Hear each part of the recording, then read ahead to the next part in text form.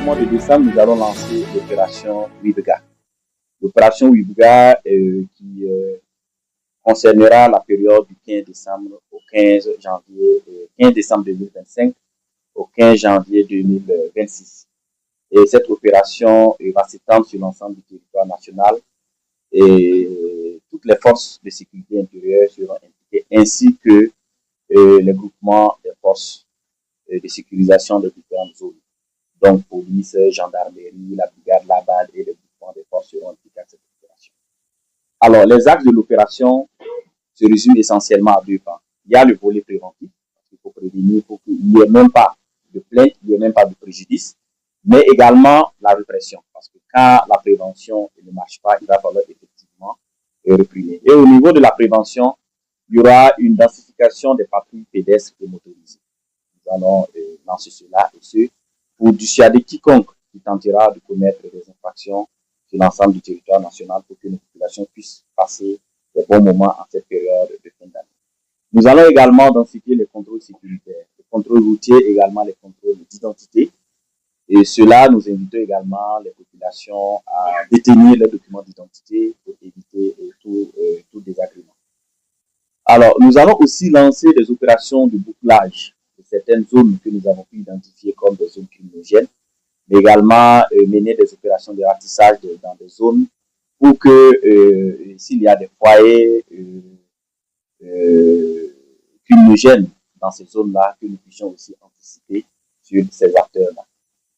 Et ici, il y a des actions de sécurité routière. Vous avez vu les statistiques au niveau des accidents. Comme je viens de le dire, actuellement, avec tous les efforts qui sont déployés sur le théâtre des opérations, les accidents au Burkina Faso tuent plus que le terrorisme. Et il nous revient, nous, acteurs de la sécurité, et vous, médias, ainsi que les populations, à travailler ensemble pour pouvoir aussi inverser les tendances. Donc, au niveau de la sécurité routière, nous allons sensibiliser, nous allons poursuivre la sensibilisation du code de la route. Nous allons aussi identifier la régulation de la circulation routière, faire des contrôles de vitesse et des contrôles d'alcotest. Je pense qu'elle a souligné cela aussi dans sa présentation. Il est nécessaire que les gens comprennent que l'alcool constitue un facteur essentiel en termes de commission d'infraction d'accident. Donc, il faut que les gens s'abstiennent de consommer l'alcool quand il s'agit bien sûr de prendre les routes. Au niveau répression, alors, nous n'allons pas hésiter et tolérance zéro. Nous allons interpeller toute personne qui se rendra coupable ou auteur d'infraction ou complice d'infraction. Cela doit être clair également.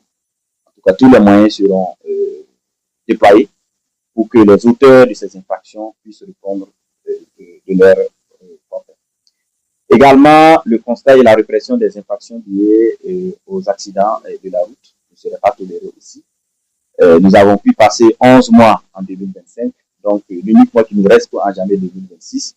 Nous allons mettre tous les efforts et également réprimer à ce niveau pour que ceux qui veulent tenter ou fêter au-delà, bien sûr, de ce qui est prescrit, alors à ce niveau, nous n'allons pas tolérer aussi des mauvais comportements qui puissent engendrer les accidents et la saisie systématique de tout produit prohibé. Quand on parle de produits prohibés, c'est tout ce qui est drogue, tout ce qui est pétard, tout ce qui est médicaments de la vie, etc.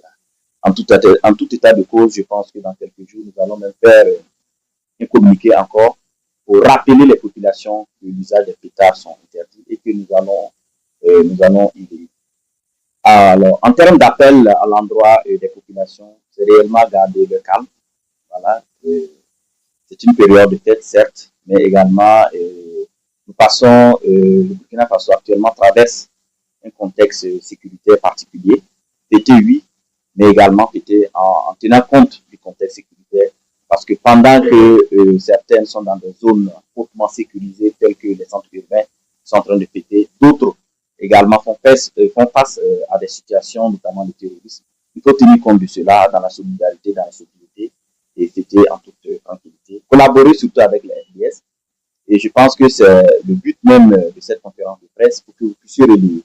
Sans coproduction de la sécurité, alors il va de soi qu'en matière de sécurité, nous sommes faibles. Donc, si la population s'engage à collaborer bien avec toutes les forces qui sont déployées sur l'ensemble du territoire national, je pense que nous pouvons aussi bien agir et anticiper toute commission d'infraction. Alors, signaler tout mouvement aux personnes suspectes et vaquer tranquillement à leurs occupations. Je pense que ça également, c'est des points à souligner. Et le dernier point, c'est réellement vous les médias. Voilà le quatrième pouvoir. Nous pensons que en nous accompagnant, nous pouvons atteindre nos objectifs. Donc, il faut que vous nous aidez, vous puissiez vous investir aussi dans la transmission de ce message auprès de nos populations afin que le mois de décembre soit le mois le plus sûr de l'année 2025.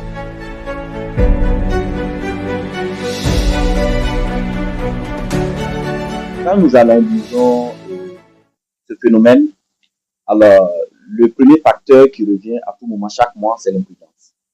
Qui parle d'imprudence parle d'intolérance. Et je pense que dans sa présentation, elle a rappelé cela. Alors, comment faire pour pouvoir impacter l'imprudence des conducteurs sur les routes? C'est cette solution qu'il faut trouver.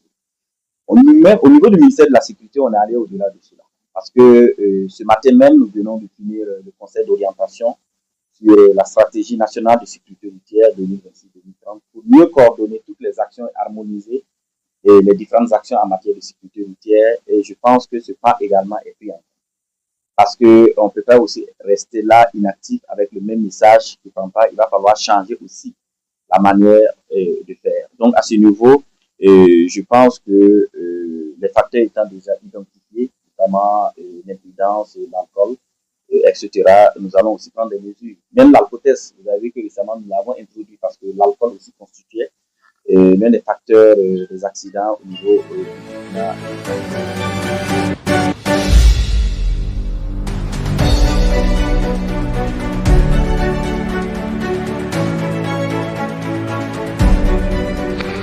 dire que ce n'est pas les forces de sécurité intérieure seulement qui sont responsables de la sécurité. On ne peut pas sécuriser quelqu'un sans sa contribution. Donc, il va falloir que les parents, les usagers, la presse, bien sûr, à commencer par nous, que nous soyons ensemble pour pouvoir produire cette sécurité que nous recherchons. Et les parents ont un grand rôle à jouer en matière de conseil, en matière de surveillance des enfants, selon leur âge, ce qu'ils peuvent faire, ce qu'ils ne peuvent pas faire, et dans l'achat même des engins. Des fois, vous allez voir des petits enfants, bon, vous imaginez en tout cas son âge, et il ne peut pas tenir la moto, il ne peut pas pousser cette moto-là si la moto tombe en panne. Bon, c'est pas très agréable à voir cela dans la situation. Vous posez la question, si elle s'arrête au feu, qu'est-ce que ça va donner? Bon, donc tout ça, ce sont des indices qui doivent en tout cas nous interpeller en tant que parents, en tant que éléments de la presse, je parle plutôt des femmes et hommes de la presse, pour rapporter ce qui a lieu de changer ou de corriger. Je crois que c'est le maître mot là, comme ça. Moi, je voulais ajouter ici, à la suite de ce que M. le ministre a exposé ici, en termes donc, de stratégie. De mouvement, de grands mouvements, de rassemblement, de déplacement. C'est également des moments d'insécurité, des opportunités pour les délinquants. Comme le ministre l'a dit, en tout cas, pour prévenir en tout cas la criminalité et les accidents, bien sûr, la police nationale a déjà pris des mesures une présence effective sur l'ensemble du territoire, mais également et surtout dans les zones criminogènes. Le ministre le disait tout de suite, cette cartographie sera certainement mise à votre disposition pour que la population puisse savoir les zones qu'il faut éviter. Il faut dire que nous avons, comme je le disais, nous avons pris des dispositions et actuellement les éléments ont déjà occupé ces lieux, ces zones criminogènes-là, pour éviter en tout cas la délinquance. Pour ce qui est des villas qui sont louées par des jeunes qui servent de lieu de délinquance, de dépravation, nous sommes plus ou moins informés de ces situations-là. Donc, des mesures sont prises également dans ce sens. Mais comme on le dit, on parle de coproduction. Nous allons demander à l'ensemble des populations, aux hommes de militaires que vous êtes, vous avez accès à beaucoup d'informations. Nous allons demander que vous puissiez nous accompagner, que vous puissiez nous fournir ces informations, que nous puissions être en